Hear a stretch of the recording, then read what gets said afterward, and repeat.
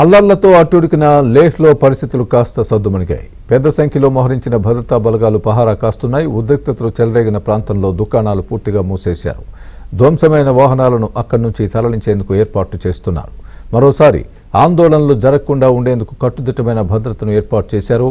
లదాఖ్లో ఎలాంటి ఆందోళనలు, ర్యాలీలు చేయడానికి అనుమతి లేదని ప్రజలు గమనించాలని కేంద్రం కీలక ఉత్తర్వులు జారీ చేసింది.